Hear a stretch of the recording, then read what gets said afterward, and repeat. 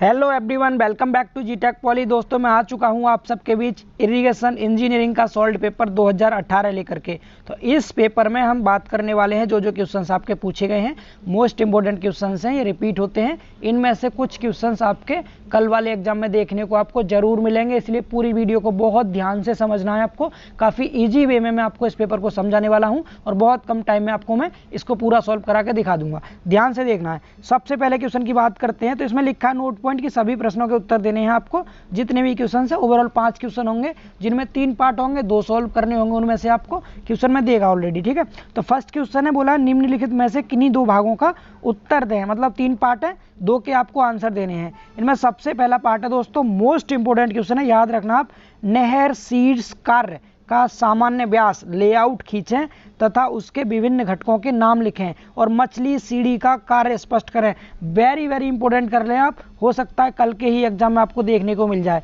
यानी canal headwork का question पूछा है, कैनाल हेडवर्क का लेआउट बनाना है आपको, डायग्राम बनाना है, मोस्ट इंपॉर्टेंट है। इसके सभी पार्ट्स के नाम लिखने हैं, कौन कौन से इसमें घटक होते हैं उनके नाम बताने हैं। इसके अलावा मछली सीढ़ी का कार्य समझाना है, इसी क्वेश्चन में पूछ लिया। इसके अलावा अलग से भी पूछा जाता है, मछली सीढ़ी का कार्य क्या होता है, फिश लैडर का कार्य क्या होता है, फिश लैडर क्यों प्रोवाइड करते हैं हम कैनाल हेडवर्क में। तो आप ध्यान से समझेंगे एक एक करके, बहुत आसान है। पहले तो मैं थोड़ा सा आपको ये बता दूं दोस्तों कि कैनाल हेडवर्क होता क्या है। कैनाल हेडवर्क मतलब नहर का शीर्ष कार्य। तो जो नहर होती है दोस्तों, उस नहर के शीर्ष पर, उस नहर के हेड पर हम एक ऐसी स्ट्रक्चर बनाते हैं कि नदी से जो भी पानी आता है उस नदी के पानी को हम नहर में भेज सकें। और तो हम नदी के उस पानी को दोस्तों डायरेक्ट नहर में नहीं भेजते, पहले हम क्या करते हैं, नदी में क्या करते हैं, एक स्ट्रक्चर बनाते हैं, एक संरचना बनाते हैं। वो संरचना नदी के पानी को नहर की तरफ ट्रांसफर करती है। उस संरचना को दोस्तों हम कहते हैं हेडवर्क। तो हेडवर्क हम कैसे बनाएंगे, इसके कौन कौन से कंपोनेंट है, बहुत ध्यान से समझना है। मोस्ट इंपोर्टेंट क्वेश्चन है। डायग्राम को आपको बहुत अच्छे से समझना है और बना के भी आना है दोस्तों आपको एग्जाम में, ठीक है। डायग्राम जरूर बनाना है आपको पेपर में और ध्यान से आपको इसको समझना है। तो देखिए आप, मैं थोड़ा सा छोटा करूंगा इसको ताकि आपको पूरा डायग्राम एक साथ दिख सके। यह है आपका कैनाल हेडवर्क।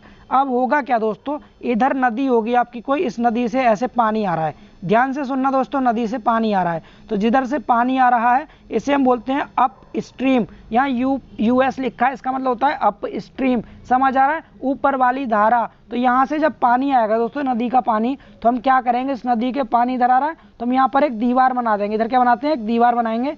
दीवार कह लो आप या फिर एक स्ट्रक्चर कह लो, एक संरचना बनाते हैं ताकि ये पानी आएगा तो इस पानी दीवार से टकराएगा और टकरा करके ये रुक जाएगा। ध्यान से सुनते रहना। अब इस दीवार से रुकेगा पानी, रुक करके अब क्या करेंगे, हम इस बीच में एक स्ट्रक्चर और प्रोवाइड करेंगे यहाँ पर। अब एक एक करके ध्यान से समझना। पहले क्या किया, जैसे पानी आ रहा था, इस पानी के लिए हमने यहाँ पर एक संरचना बना दी, ये वाली संरचना। ये संरचना जो हमने बनाई है दोस्तों, यही आपका क्या है, कैनाल हेडवर्क है। ये कैनाल हेडवर्क नदी के इस पानी को, नदी के आने वाले पानी को यहाँ पर रोक देगा, इकट्ठा कर देगा। अब यहाँ से इकट्ठा करके इसको नहर में कैसे भेजना है, इसको बहुत ध्यान से समझना है।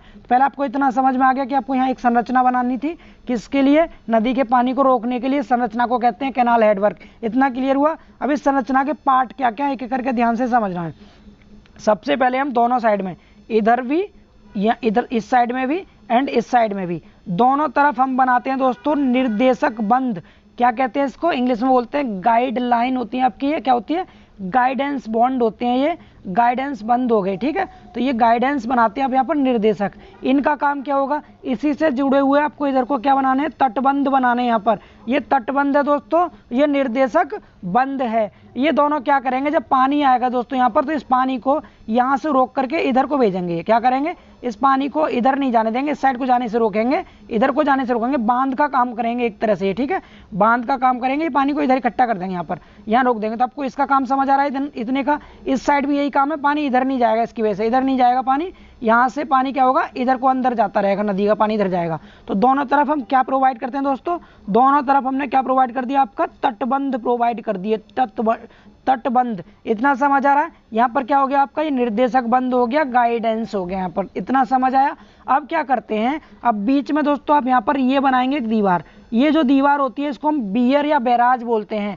बियर बैराज में बिल्कुल सिंपल सा बेसिक सा डिफरेंस है, जिसमें गेट लगे होंगे। ये कोई दीवार है दोस्तों, सपोज ये दीवार है, अगर इसमें यहाँ पर आपने गेट लगा रखे हैं, यहाँ गेट प्रोवाइड कर दिए तब तो इसे बैराज बोल देंगे, और अगर आपने गेट नहीं लगाए तो इसको बियर बोलते हैं। समझ पा रहे हैं? किसी भी नदी में बनी हुई ऐसी दीवार जिसमें गेट लगे होते हैं बैराज होता है, जिसमें गेट नहीं लगे होते हैं वो बियर होता है। दोनों में अंतर समझ में आ रहा है? दोनों का काम ही पानी को स्टोर करना होता है, पानी को रोकने का होता है। इधर से पानी आएगा, दीवार से टकराएगा, यहाँ पे आकर रुक जाएगा। समझ पा रहे हैं आप? रुक जाएगा पानी। अगर बैराज प्रोवाइड कर रखा तो आप गेट खोल के पानी को निकाल भी सकते हैं इधर को, डाउन स्ट्रीम की तरफ, नीचे की तरफ। समझ पा रहे हैं इतना दोस्तों? यहाँ तक आपको दो चीज समझ में आई क्या? निर्देशक बंद समझ में आ गया, बियर बैराज समझ में आ गया। ठीक है, अब क्या करते हैं, आप बीच में यहाँ पर एक डिवाइडिंग बॉल लगाते हैं। ये क्या है? ये आपकी विभाजक दीवार है, डिवाइडिंग बॉल है। इधर से जितना भी पानी आएगा इसको ये दो पार्ट में डिवाइड करेगा। आधा पानी तो इधर इकट्ठा हो जाएगा, आधा पानी इधर होगा। समझ पा रहे हैं आप? तो इधर का जो पानी होगा जिधर बियर बैराज की तरफ है, आप इस पानी को क्या करेंगे, यहाँ से वाटर लेवल बढ़ जाता है, पानी का दीवार लगी हुई है ना, तो यहाँ से पानी ऊंचा उठ जाएगा। ठीक है, और इधर का जो पानी होगा, इधर का दोस्तों यहाँ पर ये वाला पानी, इस पानी को यहाँ पर रेगुलेटर लगा होता है। इधर रेगुलेटर का मतलब होता है नहर का रेगुलेटर होता है, जो पानी की धारा को कम ज्यादा कर सकता है। इस यहाँ से रेगुलेट कर सकते हैं पानी को। आप यहाँ से रेगुलेटर को लूज करेंगे, पानी इधर को निकलेगा, इधर को निकलेगा और यहाँ से नहर में चला जाएगा पानी। समझ आ रहा है ना? ये पानी नहर में जाएगा, इधर नहर है आपकी बनी हुई।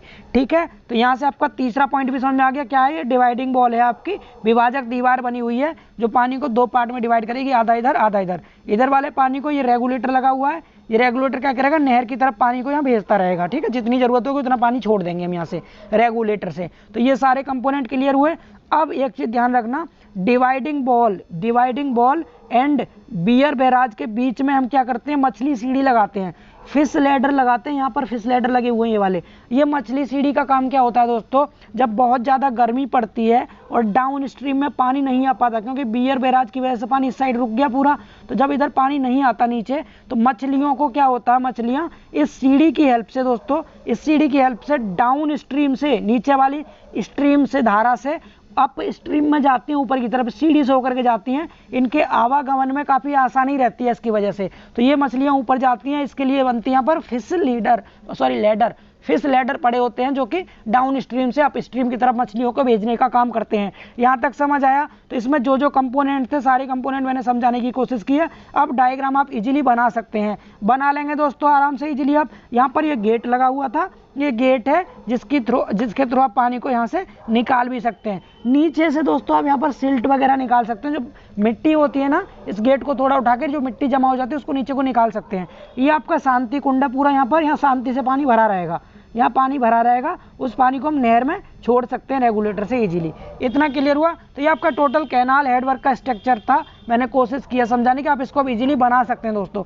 तो आपका आधा क्वेश्चन तो कंप्लीट हो गया। कैनाल हेडवर्क का लेआउट आपने बनाना सीख लिया। इसके अलावा आपने क्या सीख लिया, इसके घटक कौन कौन से थे? घटक याद रहेंगे, निर्देशक बंद, तटबंध, इसके बाद बियर बैराज, विभाजक दीवार, इसके बाद आपका शांति कुंड हो गया, इधर ये फिश लैडर हो गया, रेगुलेटर हो गया, इधर नहर हो गई, इधर फिर से तटबंध हो गया। ये सारे कंपोनेंट के नाम लिख देंगे इजीली, डायग्राम समझ के बहुत अच्छे से आप। अब आगे देखिए, इसके बाद आगे क्या दिया है इसमें दोस्तों, आगे दे रखा है फिश सीढ़ी का कार्य। जो फिश लैडर प्रोवाइड की थी उसका काम क्या था, मैंने अभी आपको बताया, मछलियों के आवागमन के लिए होती है ये, डाउन स्ट्रीम से अप स्ट्रीम में जाने के लिए। तो यही यहाँ लिखा हुआ, आप ध्यान से पढ़ेंगे इसको। यहाँ लिखा, बड़ी नदियों में विभिन्न प्रकार की मछलियां होती हैं, उनमें से कुछ मौसम के अनुसार एक स्थान से दूसरे स्थान को आती जाती रहती हैं। सर्दियों में ये मछलियां गर्मी की तलाश में डाउन स्ट्रीम से अप स्ट्रीम से डाउन स्ट्रीम में आती हैं। मतलब जब बहुत ज़्यादा सर्दी होती है, आपको पता है जो ऊपर आपका ये अप स्ट्रीम बना हुआ है, अप स्ट्रीम में पानी भरा होगा, यहाँ पानी होगा। जब बहुत ज़्यादा सर्दी होगी तो ऊपर से मछली किधर आएंगी, नीचे आएंगी डाउन स्ट्रीम की तरफ। ठीक है, और जब नीचे गर्मी होगी बहुत ज़्यादा, तो नीचे से किधर जाएंगी, अप स्ट्रीम की तरफ जाएंगी मछलियाँ, ऊपर की तरफ जाएंगी। समझ पा रहे हैं दोस्तों आप, मछलियाँ ऊपर चली जाएंगी यहाँ से। तो ये क्या हो गया, डाउन स्ट्रीम से अप स्ट्रीम, अप स्ट्रीम से डाउन स्ट्रीम। ठंड में ऊपर से नीचे आएंगे, गर्मियों में नीचे से ऊपर जाती हैं। ठीक है, तो ये यहाँ लिखा हुआ है दोस्तों, आप पढ़ सकते हैं। सर्दियों में ये मछलियाँ गर्मी की तलाश में तो क्या जाएंगी, अप स्ट्रीम से डाउन स्ट्रीम आ जाएगी नीचे की तरफ, गर्मी की तलाश में। ठीक है, और मछलियों के यूएस मतलब अप स्ट्रीम से डाउन स्ट्रीम में या फिर डाउन स्ट्रीम से अप स्ट्रीम में आवागमन को बनाए रखने के लिए नदी में जहाँ पर बियर बैराज बनाए जाते हैं, वहाँ पर बियर की एक साइड में क्या बनती हैं, मछलियां, सीढ़ियां बनाई जाती हैं। यदि बियर में इस प्रकार की व्यवस्था ना की जाए तो मछलियों का आवागमन रुक जाएगा और मछलियां बहुत बड़े पैमाने पर नष्ट हो जाएंगी, मृत हो जाएंगी। इसीलिए मत्स्य सीढ़ी का बनना बहुत आवश्यक होता है। आई थिंक आपको फिश लैडर समझ आ गए होंगे दोस्तों। पहला क्वेश्चन था, मैंने काफी अच्छे से समझाने की कोशिश की है। 10 मिनट में आपका 5 नंबर का क्वेश्चन मैंने कवर कर दिया। आई होप सो आपको इसका डाउट क्लियर हो गया होगा। मोस्ट इंपोर्टेंट क्वेश्चन था, तैयार कर लेना अच्छे से, ठीक है। पूछ सकता है आपसे, इसमें दोनों में से एक पार्ट जरूर पूछेगा, या तो फिश लैडर का या फिर आपसे कैनाल हेडवर्क का पूछ सकता है। आई होप सो पहला क्वेश्चन आपको पसंद आया होगा दोस्तों, ठीक है। अब बात करते हैं इसके सेकंड पार्ट की। फर्स्ट क्वेश्चन का सेकंड पार्ट ध्यान से देखेंगे आप। बहुत बड़ा क्वेश्चन दे दिया इन्होंने यहाँ पर, इतना बड़ा आपको लिख करके नहीं आना है, बाकी मैं आपको समझा देता हूँ पूछा क्या गया यहाँ पर। देखिए यहाँ पूछा आपसे नहर प्रपातों। नहर प्रपात भी इंपॉर्टेंट होता है दोस्तों, इसको इंग्लिश में बोलते हैं हम कैनाल फॉल्स। क्या बोलते हैं, कैनाल फॉल्स, नहर प्रपात। इसकी आवश्यकता एवं स्थिति यानी लोकेशन की विवेचना करनी है कि हमें नहर प्रपातों की क्या आवश्यकता हुई, क्यों जरूरत पड़ी हमें नहर के प्रपातों की, मतलब पानी को गिराने के लिए जो प्रपात बने होते हैं उनकी क्यों जरूरत पड़ी हमें, इसको बताना है आपको। इसके अलावा इसने एक चीज पूछी है कि प्रपातों में उत्पन्न अतिरिक्त ऊर्जा का ह्रास करने के लिए प्रयुक्त युक्तियां स्वस्थ चित्रों के साथ स्पष्ट कीजिए। अब हो गया क्वेश्चन आपका बहुत बड़ा ये। इस क्वेश्चन को सबसे लास्ट में करना अगर एग्जाम में आता है तो, अदरवाइज आप थोड़ा थोड़ा लिखेंगे सबके बारे में। लगभग 3 पेज का अकेला क्वेश्चन है ये। मैं थोड़ा सा आपको गाइड करने की कोशिश करता हूँ जल्दी से, बहुत ध्यान से समझेंगे इसमें, ठीक है। तो दोस्तों सबसे पहले आपको बताना है इस क्वेश्चन में नहर प्रपात की परिभाषा। तो नहर प्रपात की परिभाषा आप सिंपल वे में लिखना। क्या, नहर प्रपात का मतलब है नहर का फॉल्स, यानी गिराना है आपके नहर के तल को। नहर का तल जब ऊंचा हो जाएगा तो उसके इसमें पानी को आपको नीचे गिराना होगा, फॉल कराना होगा, उसी को हम नहर प्रपात कहते हैं। यही यहाँ पर लिखा हुआ है। जब क्षेत्र की भूमि की प्राकृतिक ढाल नहर ढाल से अधिक हो जाती है तो नहर तल भूमि से बहुत ऊपर आ जाता है। मतलब जब जमीन की ढाल ऊंची होगी तो नहर भी ऊंची हो जाएगी ना आपकी, तो उसके इसमें क्या होगा, नहर का पूर्ण खंड भराव में चला जाता है, फिलिंग में होगी नहर आपकी। अब नहर फिलिंग में, तो इसका मतलब क्या हो गया, यह सेक्शन आपका सुरक्षा की दृष्टि से उचित नहीं होता है और ऐसा खंड मितव्ययी भी नहीं होता है, महंगा पड़ जाता है, सस्ता नहीं होता है ये। तब नहर तल को एकदम नीचे गिराकर पुनः भूमि तल के निकट लाया जाता है। मतलब यहाँ क्या कर रहे हैं आप, यहाँ पर नहर के सरफेस को नीचे गिराना पड़ेगा, फॉल कराना पड़ेगा आपको। प्रपात मतलब भी होता है फॉल कराना, गिराना, ठीक है। इतना समझ आया तक। अब नहर की पूर्ण लंबाई में प्राय कुछ दूरी चलने पर क्षेत्र की स्थल आकृति के अनुसार यह स्थिति आती रहती है, क्योंकि नहर की ढाल क्षेत्र की प्राकृतिक ढाल से क्या होती है, कम होती है, तो कम रखी जाती है। नहर खंड के निर्धारण को रोकने के लिए नहर की ढाल की एक सीमा है, अतः नहर की लंबाई में अनेक बिंदुओं पर प्रपात बनाने की आवश्यकता हो जाती है। सीधे लिखना क्या कि आपका नहर का जो तल है वो भूमि तल से ऊंचा हो, तो उस केस में नहर के तल को नीचे गिराना होता है। अब नहर के तल को नीचे गिराने के लिए हम क्या करते हैं, नहर पर जगह जगह पर हम प्रपात बनाते हैं, फॉल्स बनाते हैं, ताकि नहर के तल को नीचे लाया जा सके। तो इसी को क्या कहते हैं, नहर प्रपात कहते हैं। अब दूसरा अगला पार्ट पूछा था ना, प्रपातों में उत्पन्न अतिरिक्त ऊर्जा का ह्रास बताना, आपको ऊर्जा की हानि किस तरह होगी, ठीक है, प्रपात के द्वारा। अब आपको यहाँ पर 10-12 पॉइंट हैं, कितने, 8 पॉइंट दिए हैं। पहले तो आपको इन 8 पॉइंट को रट लेना, बहुत अच्छे से रट लेना इनको अच्छे से। इनमें अंदर एक एक लाइन लिख के आनी है आपको, तो मैं पॉइंट को पढ़ देता हूँ, एक बार ध्यान से सुनेंगे आप। सबसे पहला इसमें क्या, जलगद्दी। जलगद्दी को कहते हैं हम क्या बोलते हैं, वाटर कुशन बोलते हैं, ठीक है। वाटर कुशन इसको इंग्लिश में कहते हैं, लिखा हुआ है वाटर कुशन। आप जलगद्दी याद रख सकते हैं। पहला पॉइंट क्या था, सबसे पहला पॉइंट था, मतलब यहाँ ये पूछा है कि प्रपातों के डाउन स्ट्रीम में, यानी नीचे जब हम उनको गिराते हैं तो उस स्थिति में अतिरिक्त ऊर्जा ह्रास के लिए निम्न युक्तियां अपनाई जाती हैं। ऊर्जा का ह्रासमेंट करने के लिए हम कौन कौन सी युक्तियां अपनाते हैं वो आपको बताने। तो पहली समझ में आई कौन सी है, जलगद्दी। दूसरी है गतिरोधक दीवार, मतलब बैटल बॉल बनाते हैं, गति को धीमा करती है दीवार, ठीक है, वाटर की गति को। आगे क्या है फिर, बिफ बॉल है, बिफ दीवार होती है। इसके बाद विक्षेपक होते हैं, डिफ्लेक्टर होते हैं। आगे फिर आपका फ्रिक्शन ब्लॉक होते हैं, ठीक है। अगला एरो ब्लॉक होते हैं, फिर डेंटेटेड सिल होती है, फिर रिप्ड पिचिंग होती है, एंड वाटर कुशन। मतलब यही थे आपके 8। अब एक एक करके सबके बारे में थोड़ा थोड़ा आपको पढ़ लेना, ठीक है। तो इसको दोस्तों आप PDF से पढ़ेंगे प्लीज करके, वरना वीडियो बहुत लेंदी हो जाएगी, काफी बड़ा क्वेश्चन दिया है। मैंने नाम आपको बता दिया, आप 8 नाम याद कर लेना, थोड़ा थोड़ा एक एक लाइन पढ़ लेना। इसको वीडियो पॉज करके भी आप पढ़ सकते हैं इसको खुद से। मैं थोड़ा थोड़ा स्लो इसको स्लाइड को सरकाता हूँ, आप वीडियो रोक करके पढ़ लीजिएगा प्लीज, एक एक लाइन खुद से पढ़ लेना, टाइम वेस्ट नहीं होगा, ठीक है। डायग्राम पॉसिबल हो तो बना सकते हैं आप, मन कर रहा है तो, अदरवाइज मत बनाना, टाइम वेस्ट होगा, बहुत ज्यादा कम टाइम मिलता है काफी। गति अवरोधक दीवार आ गई, इसको थोड़ा सा पढ़ लेना वीडियो रोक करके। बिफ बॉल है अगला आपका, बिफ बॉल के बारे में पढ़ लेना थोड़ा क्या होती है, ठीक है। अब डिफ्लेक्टर आ गया, डिफ्लेक्टर को थोड़ा थोड़ा पढ़ लेंगे एक लाइन, काफ़ी स्लो स्लाइड को मैं आपको रन कर रहा हूँ, आप ध्यान से पढ़ लेंगे। फ्रिक्शन ब्लॉक आ गया, इसके बारे में 1-2 लाइन पढ़ के आपको एग्जाम में लिख देनी है, ठीक है। 5वां पॉइंट था ये। छठा पॉइंट है आपका एरो, जो आपका एरो ब्लॉक जो था, ठीक है। एरो ब्लॉक के बारे में पढ़ लेना, वीडियो को रोक करके यहाँ से एरो ब्लॉक पढ़ लेंगे। आगे क्या डेंटेटेड सेल है, इसको पढ़ लेना, मतलब वीडियो क्वेश्चन बड़ा है, इसे टाइम वेस्ट नहीं करना चाह रहा, आपका बहुत कीमती टाइम है दोस्तों।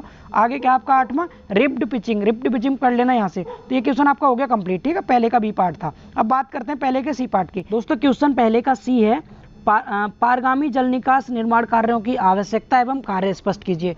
मतलब आपको यहाँ पर क्या बताना, जल निकास निर्माण कार्य की आवश्यकता बतानी है। जल का निकास कैसे करना है, उसका निर्माण कार्य करना, आपको स्ट्रक्चर बनानी है जल को निकालने के लिए, मतलब जल के निकास की व्यवस्था करनी है, उसके लिए आप निर्माण कार्य करेंगे। तो उसकी आवश्यकता और कार्य को स्पष्ट करना क्या है। और स्वच्छ चित्रों की सहायता से आपको जल सेतु के बारे में बताना है। जल सेतु कहते हैं एक्वाडक्ट को, ठीक है। एक तो एक्वाडक्ट बताना आपको, दूसरा सुपर पैसेज बताना है। इनके इंग्लिश में नाम याद रखना, पेपर दोनों लैंग्वेज में आएगा, आप इंग्लिश वाला पोर्शन खोल के जरूर देखा करो, ठीक है। इसलिए एक्वाडक्ट और सुपर पैसेज के बारे में आपको बताना है यहाँ पर। और सबसे पहले आपको क्या बताना है, जल निकास निर्माण कार्य। तो जल निकास निर्माण कार्य के लिए ही 2 संरचना बनती हैं। इनमें एक संरचना होती है आपकी एक्वाडक्ट, दूसरी संरचना होती है आपकी सुपर पैसेज। दोनों ही आपके निर्माण कार्य की व्यवस्था, ठीक है। तो इसके लिए आपको सबसे पहले यहाँ पर जो लिखे हैं पॉइंट, इनको आप खुद से पढ़ लेना। सिंपल क्या कि आपको क्या करना है, जल निकास के निर्माण की व्यवस्था करनी है। कैसे कैसे करेंगे, ये थ्योरी और इसके 5 पॉइंट, ये आपको खुद से पढ़नी है। एक बार रीड कर लेना सिंपल सा, जो मुझे मेन पॉइंट लग रहे हैं मैं उन्हें समझा के जल्दी से वीडियो को खत्म करता हूँ, ठीक है। ऑलरेडी टाइम कम है हमारे पास। तो एक्वाडक्ट समझाता हूँ आपको क्या होता है, और सुपर पैसेज समझाता हूँ। देखिए दोस्तों, एक्वाडक्ट और सुपर पैसेज में बिल्कुल सिंपल सा अंतर है। जैसे ये कोई नदी नाली है, ठीक है। ये क्या था, कोई भी नाला था आपका, नाला। अब इस नाले के ऊपर से आपने नहर निकाल दिया, ऐसे ये नहर इसके ऊपर से निकाली हुई है। तो जब किसी भी नदी नाले के ऊपर से नहर निकाली जाती है तो इसको क्या कहते हैं, एक्वाडक्ट, ठीक है।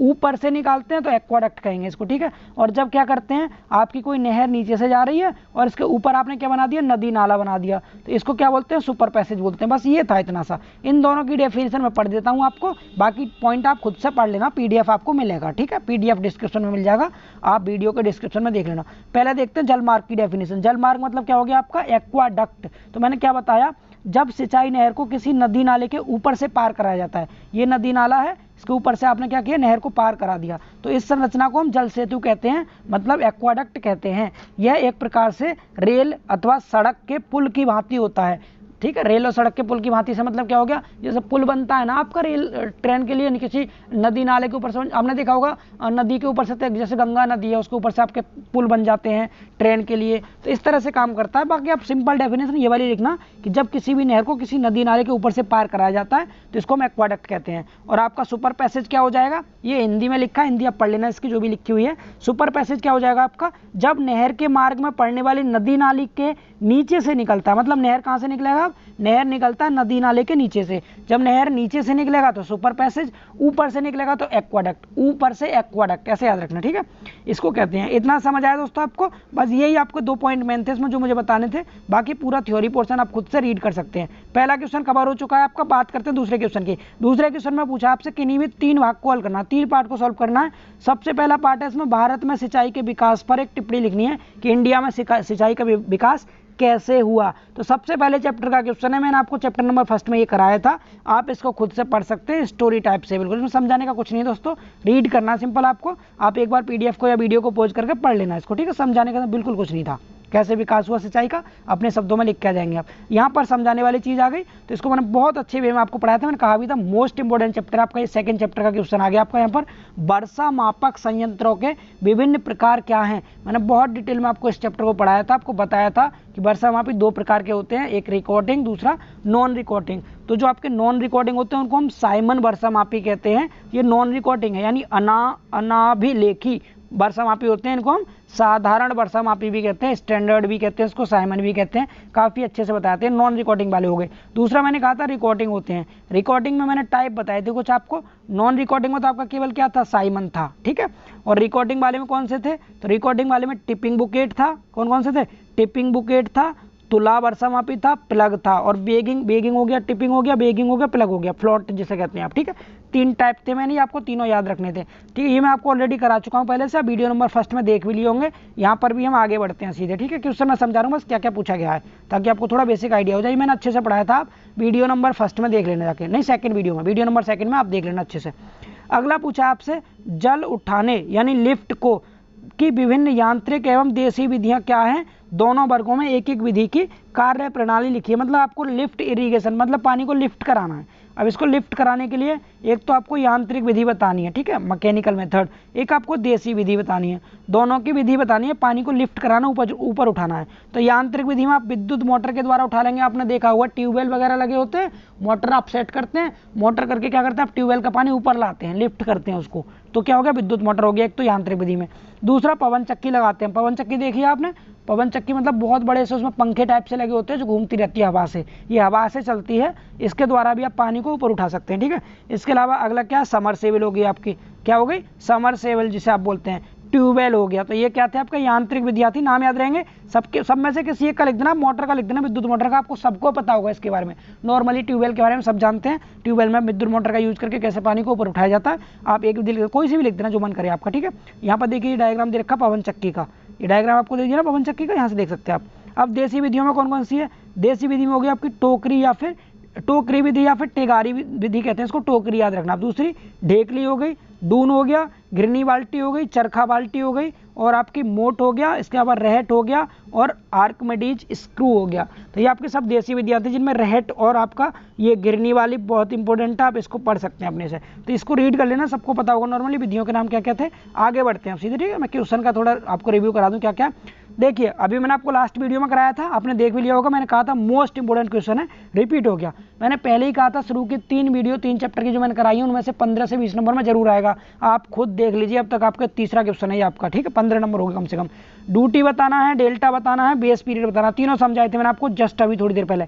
क्या क्या ड्यूटी को क्या कहते हैं, डी कहते हैं, डेल्टा ये हो गया आपका तीसरा वाला, और बेस पीरियड को बी से डिनोट करते हैं। तीनों की डेफिनेशन बताई थी। डेल्टा क्या होता है, ड्यूटी क्या होती है आपकी, जब आप क्या करते हैं 1 क्यूमेक के लिए जितने हेक्टेयर, जितने क्षेत्रफल यानी जितना हेक्टेयर क्षेत्रफल की सिंचाई करते हैं वो आपका ड्यूटी बताया था मैंने। डेल्टा क्या है, यानी जब आप सिंचाई करते हो जितनी गहराई तक सिंचाई करते हैं वो डेल्टा होता है। और बेस पीरियड क्या होता है, फर्स्ट वाटरिंग से लास्ट वाटरिंग तक का समय, मतलब पहली बार जब आपने सिंचाई की खेत की और आखिरी बार जब सिंचाई की फसल के कटने से पहले, तो ये यहाँ तक का जो समय होता है उसको बेस पीरियड बोलते हैं, बेस पीरियड। अब इनमें रिलेशनशिप क्या, मैंने आपको फॉर्मूला डिराइव कराया था। फॉर्मूला कैसे डिराइव करना है, तो डेल्टा ड्यूटी लेकर के एक बार आयतन निकालना है आपको। डेल्टा ड्यूटी से आयतन कैसे निकलेगा, दोनों का मल्टीप्लाई कर देंगे। ये एरिया था, ये गहराई थी, एरिया और गहराई का गुणा करके आपको क्या मिल गया, यहाँ से आयतन मिल गया। ये किस में था, हेक्टेयर में था आपका, ये मीटर में, तो आपको हेक्टेयर मीटर में मिलेगा। इस हेक्टेयर को चेंज करेंगे 10 की घात 4 से गुणा करके मीटर में, 10 की घात 4 से गुणा करिए, हम मीटर क्यूब हो गया पूरा। ये फर्स्ट इक्वेशन बन जाती है। सेकंड इक्वेशन में आप एरिया कैसे निकालेंगे, पर मीटर क्यूब के लिए 1 मीटर क्यूब पर सेकंड के लिए, यानी 1 क्यूमेक के लिए निकालेंगे बेस पीरियड से मल्टीप्लाई करके। इस बेस पीरियड दिन में होता है, इसको सेकंड में चेंज करते हैं, 24 गुणा 60 करके। समझ पा रहे हैं, दोनों को बराबर रख के सॉल्व कर देते हैं। यही यहाँ पर दे रखा होगा, आप देख सकते हैं ध्यान से। मैंने क्या बताया था, ये हो गया डी क्या आपका ड्यूटी है जो कि हेक्टेयर प्रति क्यूमेक में होती है, बी हो गया आपका बेस पीरियड दिनों में होता है, डेल्टा हो गया कुल गहराई इसकी जो कि मीटर में होती है, ठीक है। पहले क्या निकालेंगे हम, डी हेक्टेयर के एक खेत में डेल्टा मीटर गहराई पानी, मतलब गहरा पानी भरा जाए तो पानी का कुल आयतन कितना होगा, तो कितना होगा मैंने बताया, दोनों का गुणा कर देंगे। हेक्टेयर मीटर में आया 10 की घात 4 से गुणा करके मीटर क्यूब में हो गया, फर्स्ट इक्वेशन बन गई है, ठीक है। अब सेकंड इक्वेशन कैसे बनाएंगे, तो अब क्या करेंगे आप, अब 1 क्यूमेक पानी के लिए पूरा बेस पीरियड बी के लिए आयतन निकालेंगे। तो मैंने क्या बताया था, 1 का गुणा कर देंगे बी के साथ, बी किस में होता है आपका, दिनों में होता है। इसको सेकंड में कैसे चेंज करेंगे, एक दिन में 24 घंटे होते हैं, 1 घंटे में 60 मिनट होती है और 1 मिनट में 60 सेकंड होती है, मल्टीप्लाई किया, अब इक्वेशन सेकंड बन गया। इक्वेशन सेकंड और फर्स्ट को बराबर रख दीजिए, हमने यहाँ से बराबर रख दिया दोनों को। ये फर्स्ट इक्वेशन थी आपकी, ये वाली थी फर्स्ट इक्वेशन, ये सेकंड इक्वेशन है। यहाँ से 10 की घात 4 को आप नीचे ले आएंगे, साथ में डी ले आए हैं, कोई बात नहीं। अब दोनों का डिवाइड करेंगे तो 8.64 आता है। ये कितना आता है, 8.64। तो यहाँ से 8.64 आ गया। अब डी को इस साइड ले सकते हैं, तो आप कह सकते हैं डी इंटू डेल्टा की जो वैल्यू होती है कितनी होती है, 8.64 64 इंटू बी, ये आता है फॉर्मूला डिराइव होकर। कर सकते हैं जी, छोटा सा क्वेश्चन था, आराम से कर लेंगे, हो जाएगा। अब इसका ई पार्ट क्या है, इसका ई पार्ट है स्केप के कार्य बताने हैं, अतिवाही के क्या काम होते हैं आपको ये बताना है। तो पढ़ देता हूँ क्या काम होते हैं इसके। अतिवाही चैनल के रेगुलेटर से सटा हुआ नहर के ऊपर भी एक क्रॉस रेगुलेटर बनाया जाता है। जब नहर से अतिरिक्त पानी बाहर निकालना हो तो क्रॉस रेगुलेटर के फाटक गिरा दिए जाते हैं और जो अतिरिक्त रेगुलेटर है उसके फाटक को ऊपर उठा दिया जाता है। इस नहर के प्रति प्रवाह में भरा पानी अतिवाहक चैनल में चला जाता है। नहर प्रणाली में अतिवाहक का विशेष स्थान है, इसे हम नहर पलायन भी कहते हैं। मतलब नहर के साइड में आपने देखा होगा स्केप बने होते हैं, ठीक है, नाले टाइप से। तो क्या करते हैं, फाटक गिरा करके, जैसे ये नहर है सपोज, सुनना ध्यान से, मैं डायग्राम थोड़ा कोशिश करता हूँ बनाने की। ये कोई नहर थी आपकी, नहर ये, ठीक है, ये नहर थी। अब इसके बगल में इधर को नाला निकला हुआ है, यहाँ पर यहाँ फाटक लगे हुए, उसमें दीवार बनी है, यहाँ अपने फाटक लगा रखे हैं इसमें, ठीक है। आप क्या करेंगे, आप फाटक डाल देंगे तो पानी का यहाँ पर लेवल बढ़ जाएगा, वाटर लेवल पानी, और यहाँ से पानी को इधर को आप रेगुलेट करा देंगे, ठीक है। एक रेगुलेटर तो यहाँ लगा होता है आपका हेडवर्क पे, और एक रेगुलेटर आपका इधर लगा देंगे। तो जो आपका अतिरिक्त रेगुलेटर ये पानी को इधर भेज देता है नाले की तरफ, ये लिखा था इसमें, ये आपकी अतिवाहिका हो गया, स्केप हो गया। समझ में आ गया ना। इसके बाद अगला क्वेश्चन है, तीसरा क्वेश्चन देखो, मैंने कहा भी था आपसे, क्या पूछेगा आपसे, नहर का डायग्राम पूछ लेगा। इसने बोला है निम्नलिखित में से किन्हीं दो भागों के उत्तर दीजिए। पहले भाग में बोला है निम्न परिस्थितियों में चैनल के अनुप्रस्थ काट, चैनल कहते हैं यहाँ पर कैनाल से, ठीक है, इसका आपको क्या बनाना है, अनुप्रस्थ काट बनाना है, लॉन्गिट्यूडनल सेक्शन बनाना है, उसके घटक के नाम भी लिखने हैं, और किस किस में बनाना है, एक तो पूर्ण रूप से कटान में बनाना है, फुली कटिंग में, एक पार्शियली कटिंग और फिलिंग में बनाना है। बहुत अच्छे से मैंने आपको बनवाया था। क्या क्या बनाते हैं, पहले ड्रेन बनाते हैं, ड्रेन के बाद क्या बनाते हैं दोस्तों, फिर हम सर्विस रोड बनाते हैं, सर्विस रोड के बाद क्या बनाते हैं, डोवेल बनाते हैं, डोवेल के बाद क्या बनाएंगे, बर्म बनाते हैं, बर्म के बाद क्या बनाते हैं दोस्तों, चैनल आएगा आपका, कैनाल आ जाएगा, कैनाल के बाद फिर से बर्म आता है, बर्म के बाद फिर हम क्या बनाते हैं, इम्बैकमेंट बना देते हैं। इस तरह से बनाना सब कुछ। तो ये मैंने आपको सिखा रखा है अच्छे से, आप यहाँ देख सकते हैं। पहले क्या करेंगे आप यहाँ पर, अब ये फिलिंग में बनाना है पूरी तरह से फिलिंग में। तो फिलिंग के केस में क्या करेंगे, बाउंड्री बना दी और आपने सीधे यहाँ पर क्या कर दिया, यहाँ सीधे आपने ये बना दिया, आपका जो क्या था डोवेल था, यहाँ पर सीधा सीधा डोवेल बन गया फिलिंग में।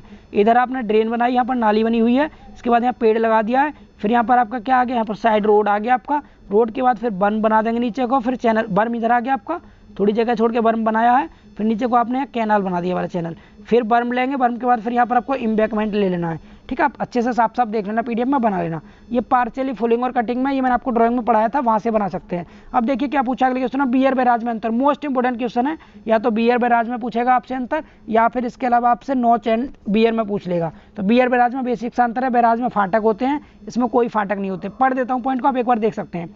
बियर में पहला पॉइंट है क्या, बियर नदी के आर पार कम ऊंचाई की दीवार होती है, जबकि बैराज क्या होता है, बैराज की नदी तल से ऊंचाई बियर से कम होती है। व्हाट, बियर नदी के आर पर कम ऊंचाई की दीवार होती है और बैराज की नदी तल से ऊंचाई बियर से कम होती है। बैराज बियर से भी कम हाइट का होता है। आगे कह रहा प्रति प्रवाह में जल संग्रह बियर की सिल के कारण होता है। तो ये थ्योरी है, आप खुद से पढ़ेंगे, कुछ विशेष अंतर नहीं है, बस फाटक और बिना फाटक वाला अंतर सबसे इंपोर्टेंट था, वो याद रखना, ठीक है। अगला आपसे डैम का डायग्राम पूछ लिया, बहुत अच्छे से आता है आपको। ग्रेविटी डैम है, ग्रेविटी मतलब जिसमें कि भराव कर रखा है आपने, यहाँ फिलिंग कर रखी है, ठीक है, वाटर फिलिंग वाला है। आपको इसके नाम बताने डैम के, डैम मैंने आपको अच्छे से पढ़ाया था, डैम के बारे में आप बहुत अच्छे से जानते हैं। क्या होता है, ये वर्टिकल लाइन है, एक आधार यहाँ होगा, यहाँ पर छोटा सा आधार लेना, उसके बाद खींचना इसको इस तरह से, ठीक है, ये बांध होता है। यहाँ पर प्रेशर लगता है h/3 दूरी पर, प्रेशर को आगे ट्रांसफर कर दिया, यहाँ सेल्फ वेट काम करेगा इसका, यहाँ दोनों का परिणामी होगा। बहुत अच्छे से सिखा रखा है मैंने आपको। ये टोटल हाइट है, जहाँ तक पानी भरा होता है उसको क्या कहते हैं, फ्लड सी लेवल कहते हैं, जल का तल होता है, ठीक है, समझ आ रहा है। यहाँ प्रेशर की वैल्यू क्या होती है, WH/2 होती है, ऊपर प्रेशर 0 लगता है आपका, यहाँ नीचे प्रेशर WH लगता है, ठीक है, स्मॉल WH लगता है, समझ आ रहा है। चौड़ाई वगैरह सब दिखा दी, डायग्राम बनाना था और कुछ नहीं करना इस क्वेश्चन में। अगला क्वेश्चन जलग्रस्तता पूछा आपसे, जलग्रस्तता क्या होती है। तो क्या होती है दोस्तों जलग्रस्तता, आप इसे समझ सकते हैं, जब अत्यंत नमी तथा अवायुजीवी दिशा के कारण मृदा अनुत्पादक एवं अनुपयुक्त रहती है, तो इसे कहते हैं जलग्रस्तता। मतलब पानी जब रिश्ता रहता है जमीन के अंदर, जब पानी जमीन के अंदर रिश्ता रहेगा, जैसे जमीन है, ठीक है, जमीन है, अब बारिश हुई, ये मैंने आपको पढ़ाया था अच्छे से, बारिश हुई तो पानी क्या होगा, इसके अंदर फिल्टर होता रहेगा धीरे जमीन के अंदर। जब जमीन के अंदर फिल्टर होगा तो क्या होगा, अत्यधिक नमी आ जाएगी जमीन के अंदर। नमी आने की वजह से क्या होगा दोस्तों, ये जो मिट्टी आपकी अनुपजाऊ हो जाएगी, यानी उत्पादन नहीं करेगी मिट्टी, और ये अनुपयुक्त हो जाएगी, तो इसी को हम क्या कहते हैं, जलग्रस्तता कहते हैं, ठीक है। पानी का जमीन के अंदर रिसना ही जलग्रस्तता कहलाता है। अब क्या कह रहा है आगे, इसने बोला है इसके बचाव एवं उपाय बताने हैं। अब जलग्रस्तता को आप कैसे रोक सकते हैं दोस्तों, इसके उपाय क्या क्या है। तो उपाय देखिए उसके क्या है, ये कह रहा है, यहाँ देख लीजिए आप, ये उपाय भूमि को जलग्रस्त होने से रोकते हैं। अब कौन कौन से उपाय हैं? सबसे पहला उपाय है नहरों से रिसन कम करके, मतलब नहरों में जो रिसन हो रहा है जमीन के अंदर उसको थोड़ा कम कर देंगे। ठीक, इतना समझ आ रहा है? आप कैसे कम करेंगे इसको कुछ पॉइंट आप पढ़ लेना खुद से। आगे सिंचाई तीव्रता घटाकर, आप क्या कर रहे हैं, सिंचाई बहुत ज़्यादा करते हैं, इंटेंसिटी बढ़ा देते हैं बहुत ज़्यादा, तो उसकी थोड़ी इंटेंसिटी कम कर देनी है, तीव्रता को कम कर देना है। इस तरह से आप इसको रोक सकते हैं। इसके अलावा क्या कर सकते हैं, किसानों को उचित जानकारी देकर, मतलब किसानों को इसके बारे में बताना है कि जलग्रस्तता बहुत हानिकारक होती है, इसको रोकना है, इसके उपाय बताने हैं किसानों को, जिससे वो भी जागरूक हो जाए इनके बारे में। ठीक है, 3 पॉइंट हो गए। अब यही आपको 3 पॉइंट लिखने थे, ये आपके उपाय और बचाव हो गए। समझ आ रहा है आपको? जलग्रस्तता समझ के क्या होती है और इसके उपाय हो गए ये वाले। अब आगे अगला क्वेश्चन पढ़ते हैं। कैनेडी और लेसी के साध सिद्धांतों की तुलना करनी है। अब कैनेडी और लेसी के सिद्धांत क्या है? तो बहुत सिंपल सिद्धांत हैं। मतलब जो नहर बनी होती है ना दोस्तों, जैसे ये नहर है, अब नहर में जो पानी होगा, पानी में भंवरें बनती है, कुछ भंवरें बनती है ना, ये कैनी जो भंवरें बनेंगी आपकी, ये भंवरें क्या, ये तो आपका ये हो गया बेड, नीचे बेड, ये हो गया आपके साइड। तो बेड और साइड में किस में कहाँ बनती है भंवरें, ये बताना है। इसमें भंवरों को लेकर अंतर करना है शुरू। तो कैनेडी ने क्या बताया था, नहर तली के खुरदरेपन के कारण पानी में भंवरें उत्पन्न होती हैं, मतलब नहर की तली के कारण उत्पन्न होती हैं। जबकि लेसी ने क्या बताया था, तली और साइड दोनों में उत्पन्न होती है। मतलब ये क्या था आपका, ये कोई नहर है, तो जो आपके कैनेडी थे ने कहा था केवल तली के कारण भंवरें उत्पन्न होंगी, और जबकि लेसी ने क्या कहा, तली और जो आपकी साइड है ये दोनों के वजह से ही हमारी भंवरें उत्पन्न होती हैं। समझ पा रहे हैं आप इतना? अगला क्या बोला था इन्होंने, दूसरा पॉइंट, कैनेडी ने दूसरे पॉइंट में कहा था भंवरों के ऊर्ध्वाधर घटक के कारण सिल्ट पानी में निलंबित रहते हैं। मतलब सिल्ट का मतलब है जब पानी के साथ बह करके मिट्टी आती है ना, सिल्ट मिट्टी, वो बैठ जाती है, बेड पर बैठ जाती है नीचे को। तो उसने क्या बोला कि भंवरों के ऊर्ध्वाधर घटक के कारण सिल्टिंग हो रही है। ठीक है, पानी में सिल्टिंग हो रही है। जबकि लेसी ने क्या बोला कि सिल्ट को निलंबन स्थिति में रखने के लिए नहर खंड की साइडों से उत्पन्न भंवर भी समान रूप से योगदान रखती है। ठीक है, ये इन्होंने कहा था। अब कैनेडी ने क्या कहा था, क्रांतिक वेग के सूत्र का संबंध पानी की गहराई से किया था। मतलब कैनेडी ने एक फॉर्मूला दिया था क्रांतिक वेग के लिए, जबकि इन्होंने किसके लिए फॉर्मूला दिया था, तो इन्होंने औसत वेग का फॉर्मूला दिया था। कैनेडी ने क्रांतिक वेग का दिया था, के फॉर कैनेडी, के फॉर क्रांतिक। ठीक है, क्रांतिक वेग का दिया था, जबकि लेसी ने क्या दिया था, औसत वेग का फॉर्मूला दिया था। कैनेडी के कटर सूत्र में क्या होता है, एन का मान अपनी मर्जी से लिया जाता है, जबकि लेसी के सूत्रों में कोई भी मान अपनी मर्जी से हम नहीं ले सकते, स्वच्छता से नहीं ले सकते, स्वेच्छा से नहीं ले सकते। ठीक है, तो ये आपके अंतर थे बेसिक से, इन्हें आप पढ़ सकते हैं इजीली। चौथे का सी पार्ट क्या है दोस्तों, विभिन्न प्रकार की नहर लाइनिंग तथा उनके गुण व दोष की विवेचना करनी है। अब नहर लाइनिंग के बारे में बताना कितने टाइप की होती हैं। तो नहर लाइनिंग आप मटेरियल के हिसाब से इसको क्लासीफाई करेंगे। मटेरियल के हिसाब से कैसे करेंगे, ये लौदा मिट्टी की भी लाइनिंग होती है, चूना कंक्रीट की भी लाइनिंग होती है, सीमेंट कंक्रीट की भी लाइनिंग होती है, ईंट या टाइल की लाइनिंग करते हैं, पत्थर की पट्टियों की लाइनिंग करते हैं, कोल तार की लाइनिंग करते हैं, सीमेंट मसाले की, सोडियम कार्बोनेट की और प्लास्टिक की भी लाइनिंग हम करते हैं। तो इस तरह से ये मटेरियल के नाम थे, इनके आधार पर आप लाइनिंग को याद रख सकते थे। इनके गुण दोष क्या है दोस्तों, गुण हो जाएगा जो आपका रेशन होता था ना, क्या करते हैं आप, नहर की तली को मजबूत करते हैं, पक्का कर देते हैं, जिससे कि जो रेशन होता है वो रेशन रुक जाएगा। ठीक, दूसरा जलग्रस्तता से बचाव होगा, सीधे बेड को आपको पक्का कर देना, जो आपका नहर का बेड होता है ना ये वाला, ये इसको क्या करना है, लाइनिंग कर देनी है आपको नीचे से। ठीक है, मजबूत कर देना, इसको पक्का कर देना। इधर से भी लाइनिंग मतलब हो गया पक्का करना है इसको, समझ पा रहे हैं आप? साइड और बेड को मजबूत कर देंगे, तो मजबूत कर देंगे तो क्या क्या फायदे होंगे इसका आप खुद लिख सकते हैं। क्या क्या फायदे होंगे दोस्तों, सबसे पहला फायदा क्या हो जाएगा इसमें कि रेशन कम हो जाएगा, दूसरा जलग्रस्तता से बचाव होगा, नहर की जो वो होती है डिस्चार्ज क्षमता होती है वो भी बढ़ जाएगी। जहां पानी पहले कच्ची थी नहर कच्ची से मतलब पक्की करना है, लाइनिंग मीन्स हो गया पक्की करना है नहर को, सिंपल। ठीक है, और क्या हो जाएगा इसमें, आगे कह रहा है इसमें कमांड में सुधार हो जाएगा, अनुरक्षण व्यय कम पड़ेगा, खर्चा कम पड़ेगा, टूट फूट नहीं होगी, पानी की चोरी पर नियंत्रण रहेगा, पूर्ण क्षमता शीघ्र प्राप्त होगी, वायुमंडलीय प्रभावों से भी अधिक सुरक्षा रहेगी। अब दोष क्या है दोस्तों, इसके दोष ये हैं कि अधिक निर्माण व्यय लगता है, खर्चा बहुत लगेगा, पूरी नहर को पक्का कराएंगे आप तो। आगे क्या होता है, आउटलेट की स्थिति में परिवर्तन करने में कठिनाई होती है बहुत, पहले आउटलेट नीचे थे कच्ची हो गई तो उसे पक्का करेंगे तो आपको आउटलेट भी उठाने पड़ेंगे, उसके मोगे बनाने पड़ेंगे, नहर के किनारे पर जो आपका होल बना होता है वो भी आपको चेंज करने पड़ेंगे। आगे मरम्मत कार्य में कठिनाई होगी, अनुरक्षित खंड होंगे, वृक्षों का अभाव होगा, मनोरंजन स्थलों का भी अभाव हो जाएगा इस केस में। ठीक है, अब पांचवा क्वेश्चन है, पांचवें क्वेश्चन में जो मुझे इंपॉर्टेंट लगे वो करा देता हूँ, अदरवाइज हम इसको स्किप कर देंगे, वीडियो ऑलरेडी आपकी काफी बड़ी हो चुकी है। ठीक है, तो कह रहा है निम्नलिखित में से किन्हीं चार पर संक्षिप्त टिप्पणी लिखें। किस किस पे लिखनी है, भूजल पुनर्भरण पर लिखनी है आपको। ठीक है, भूजल पुनर्भरण क्या होता है, मतलब आपको क्या करना है, भूमि के जल को क्या करना है, रिचार्ज करना है। रिचार्ज का मतलब जो आपका पानी है भूमि के अंदर का, उसको फिर से रिचार्ज कर देना है। ठीक है, कैसे करेंगे, अपक्षय होते भौम जल के भंडारण को कृत्रिम विधियों द्वारा इसे भू स्तर पर बनाए रखना भूजल रिचार्ज कहलाता है। रिचार्ज कहेंगे मतलब क्या होता है, जो आपका भौम जल होता है, पानी के अंदर का जल होता है ना, उसका भंडारण करेंगे उसको, और कृत्रिम विधियों के द्वारा क्या करेंगे, उसको एक स्तर पर बनाए रखेंगे। इसी को हम क्या करते हैं, भूजल रिचार्ज कहते हैं। मतलब पानी हम वेस्ट नहीं कर रहे, पानी को सुरक्षित रख रहे हैं।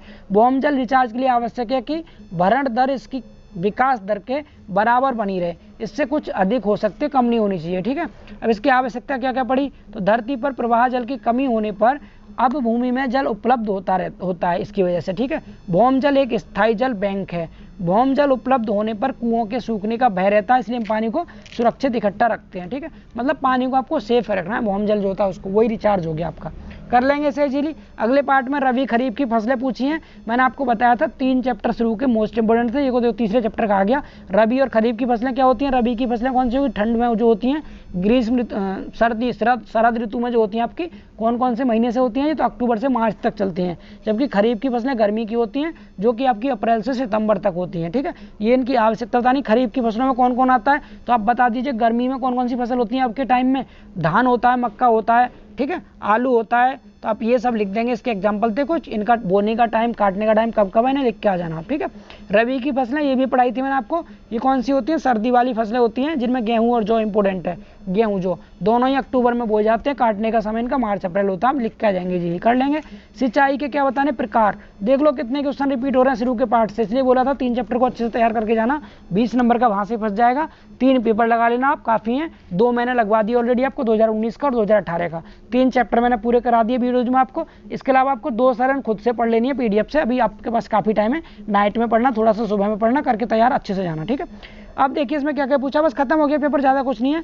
अब इसमें स्पिलवे पूछा है, स्पिलवे इंपॉर्टेंट है, इसको पढ़ लेंगे एक बार। स्पिलवे क्या होता है, तो जलाशय के पूर्ण जल तल तक भर जाने पर अतिरिक्त पानी को निकालने के लिए जो विशेष निर्माण कार्य किए जाते हैं उन्हें क्या कहते हैं, स्पिलवे कहते हैं। स्पिलवे का मतलब ये दोस्तों, जो हमारे जलाशय बने होते हैं ना पानी को इकट्ठा करने के लिए, जब वो पूरे ऊपर तक भर जाते हैं, जैसे आपने ये कोई जलाशय बनाया, इसमें पानी ऊपर तक भर गया, स्टोरेज फुल हो गया इसका स्टोरेज, तो जो स्टोरेज फुल हो गया तो इसका जो एक्स्ट्रा पानी होगा ना, उसको निकालने के लिए हम इसके साइड में क्या करते हैं, इसके साइड में इधर को कुछ स्ट्रक्चर बनाते हैं, निर्माण कार्य करते हैं हम, जो क्या कहलाते हैं आपके स्पिलवे कहलाते हैं। ठीक है, स्पिलवे साइड में आपको बनाने हैं। ठीक है, ये वाले समझ आ रहा है स्पिलवे क्या होता है दोस्तों। तो स्पिलवे के बाद अब आगे बात करते हैं किसकी, आगे लास्ट क्वेश्चन है 5वें का, डी में दे रखा है मृदा बांधों के फेल होने के कारण बताओ। मतलब मृदा जो डैम बनते हैं हमारे मिट्टी के, वो क्यों फेल होते हैं, उनके रीजन क्या है, तो क्यों फेल होंगे इसके रीजन आपको 8 लिखे पढ़ सकते हैं। पानी का बांध के ऊपर से निकल जाना, मतलब बांध के ऊपर से भी पानी निकल जाता है, इसलिए फेल होता है। दूसरा, नीम का असमय निषेधन होता है, मतलब निषेधन होता रहता है नीम का, मतलब निषेधन कहते हैं कटा, जो मिट्टी का कटना जो होता है, मिट्टी कटती रहती है ना उसकी, तो उसे कहते हैं। ठीक है, अगला प्रति प्रवाह ढाल का नष्ट हो जाना, अगला नीम का फेल हो जाना। इसके बाद 5वां है अवनालिका के कारण, छठा विश्राम कोण से तीखी ढाल रखना, 7वां अनुप्रभा भाग के अत्यंत। अब मुझे बोरिंग लग रहा है दोस्तों, मैं इसको यहीं पे स्किप कर रहा हूँ, क्योंकि मैं ज़्यादा वीडियो लेंथी नहीं करूँगा, मैं बोर नहीं करना चाहता आपको। बस मोगे के प्रकार देख लेंगे एक बार, जो आउटलेट मैंने आपको बताए थे। आउटलेट क्या होते हैं, जैसे जो नहर बनी होती है, नहर के किनारे पर जो आप होल बनाते हैं जिसमें से पानी निकलता रहता है, किसी भी नाली के लिए, इधर नाली बनी है पानी निकलता है ना, तो इसको कहते हैं आउटलेट, मोगा। इसके टाइप बताने कौन कितने टाइप होते हैं, तो मेनली ये 3 ही टाइप के होते हैं। एक होता है आपका नॉन मॉड्यूलर आउटलेट, दूसरा सेमी मॉड्यूलर आउटलेट, और तीसरा modular outlet. Non modular, semi modular और मॉड्यूलर, तीनों के बारे में आपको पढ़ लेना अच्छे से। बस ये इतना ही था आपका पेपर 2018 का। थोड़ा सा लेंदी पेपर था दोस्तों, फिर भी मैंने कोशिश की है, 12 पेज का था, आप देख सकते हैं, काफ़ी बड़ा था, थ्योरी पोर्शन था, मैंने कोशिश की आपको 40 मिनट में कवर करने की। आई होप सो आप इसको अच्छे से कवर कर लेंगे, जो मैंने बताया उसको याद रखते हुए आपको एग्जाम में करके आना है। इसमें canal head work most important था, उसको कर लेना है, और आपका एक्वाडक्ट और सुपर पैसेज इंपोर्टेंट था, बियर बैराज इंपोर्टेंट था। तो कुछ टॉपिक जो आपको इंपोर्टेंट थे उन सबको पढ़ के जाना अच्छे से, इनमें से 2-3 क्वेश्चन आपके एग्जाम में जरूर देखने को मिल जाएंगे। तो इस वीडियो को दोस्तों यहीं पर रखते हैं। अब आपको क्या करना है, अब 2 तो आपके पास सरन हो गई 2019-18 की, इनको अच्छे से रिवाइज कर लेना। इसके अलावा 3 आपके पेपर शुरू के चैप्टर होगा, उन तीनों को बहुत अच्छे से तैयार करके जाना। तीनों में से ही पासिंग मार्क का आपका पक्का आ जाएगा 15 से 20 नंबर में। ठीक है, मिनिमम 15 में भी आएगा तब भी आपका काम चल जाएगा। बाकी आपको मैंने 5 पेपर पढ़ने के लिए बोला था, सुबह ही बोल दिया था मैंने, दोपहर लगभग आपको, अब तक आपने पेपर को कंप्लीट कर लिया होगा। मैंने दोपहर आपको PDF 5 पेपर के दे दिए थे। ठीक है दोस्तों, फिर अभी के लिए अब इतना ही रखते हैं हम, इसके बाद मिलेंगे नेक्स्ट वीडियो में। ठीक है, आप तैयारी कीजिए अच्छे से, बहुत अच्छे से पढ़ के जाना, और लिखने का तरीका थोड़ा सही रखना, आपको बहुत अच्छे वे में लिखना है पेपर को। ठीक है, और टाइम मैनेजमेंट का ध्यान रखना है, एक क्वेश्चन के लिए मैक्स टू मैक्स 10 मिनट का टाइम देना आपको। ओके, कर सकते हैं इतना आप। अब इसके बाद हम मिलेंगे नेक्स्ट वीडियो में। ओके।